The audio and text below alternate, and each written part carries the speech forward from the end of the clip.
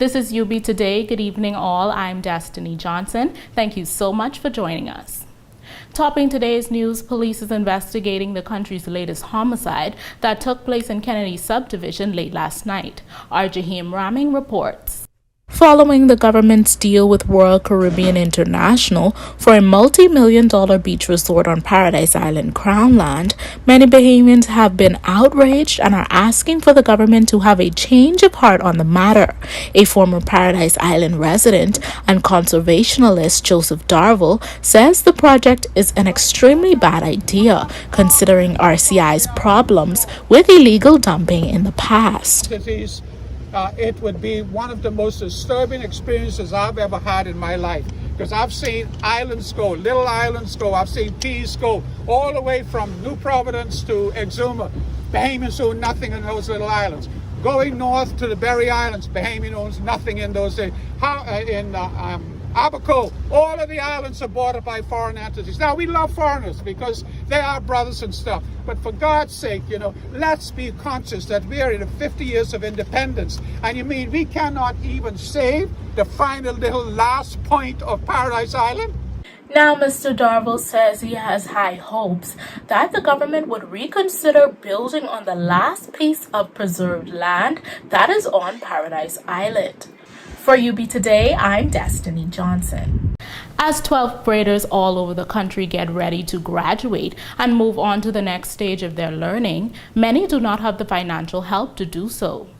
To that end, the State Minister Lisa Raming held a college fair for the young children and organized a 100% and 50% scholarships for those who qualify. Here's more on this story in this report. Member of Parliament for Marathon and State Minister for Social Services and Urban Development Lisa Raming held the constituency's first ever college fair featuring over 15 international colleges and universities. The ceremony took place at 10 a.m. today at the William Thompson Baptist Auditorium on Jane Street off Prince Charles Drive.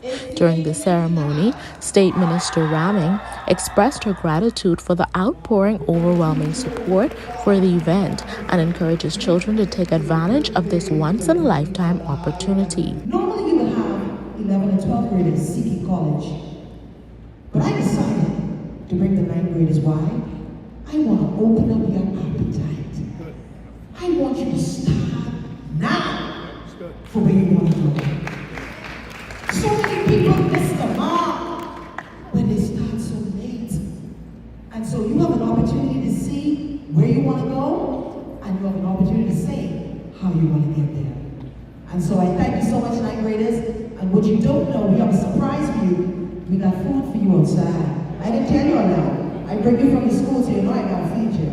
And so come for that drink from all of you. She goes on to say that the Bahamas Baptist College has agreed to pay for 2 college tuitions for students that apply. President of the college, Dr. Juliet Reed, expresses how important it is to inspire our young people. Our Chancellor, Dr. William Thompson, has agreed that we are in a position to support this wonderful effort. We're very happy to participate, and this will go to students who have met a GPA of 3.0 threshold.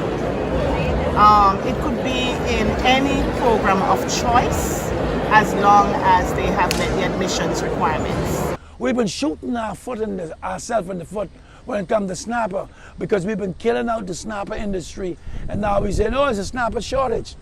That's why the price is up so high. A bag of snappers now is $250. Here ends our newscast this evening. I'm Destiny Johnson, and thank you for watching UB Today.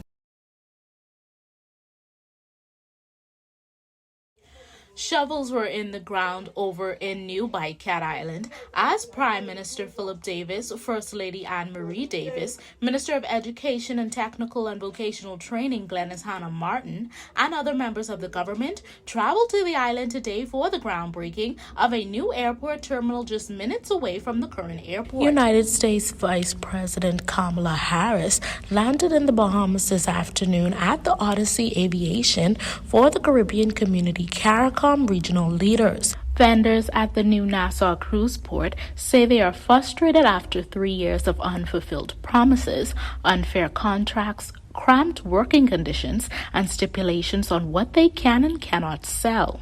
A little over a month since the new cruise port opened its gates, and president of the Festival Place Tenants Association, Yvette Prince, who represents vendors and tenants at the new cruise port, says members have not even signed their leasing agreements yet because of unfair requirements.